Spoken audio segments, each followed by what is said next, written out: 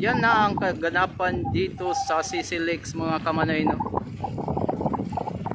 Yan na mga truck di karga, no. At dito na sila lumalabas, no. Yun, galing yan sa Cclex entrance mga kamanoy, no. Una pa lang yung truck di karga mga kamanoy.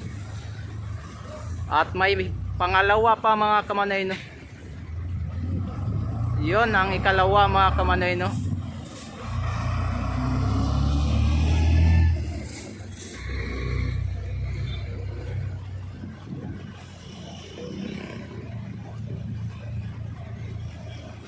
At ipangatlo mga kamanoy, no.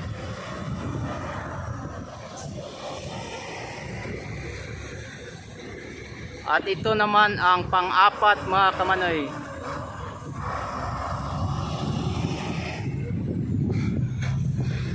Kumukuha sila ng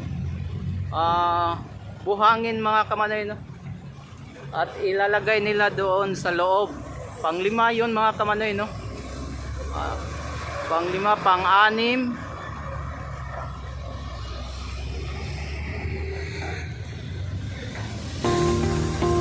pang-7 mga kamanoy, no.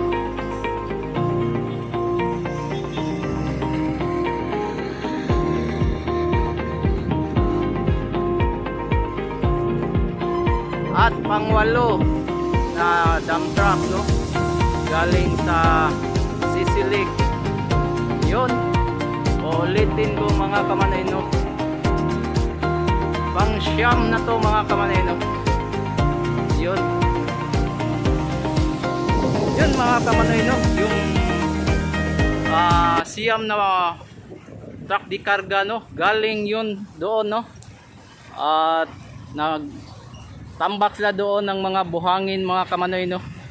At kanina nakita natin na palabas na sila at sinakay sila ng barge. Yun ang barge na yan, no.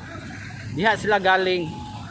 Pagkatapos nila doon mga kamanoy, sumakay sila ng barge para dumaan dito mga kamanoy, no, dito sa entrance ng Cclex Cebu Cordova Length of Expressway. Kaya nakita natin dito mga kamanoy, umuwi na sila ngayon mga kamanoy, no. Yun ang update natin ngayon mga kamanoy, no.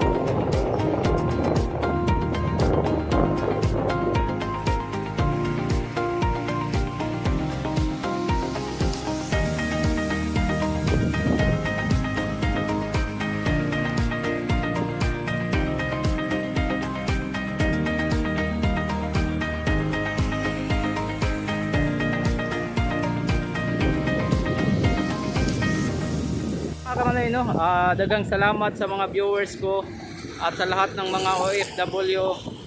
Salamat sa inyong suporta at hanggang dito na lang tayo mga kamanoy. Good luck and good afternoon sa inyo. Goodbye.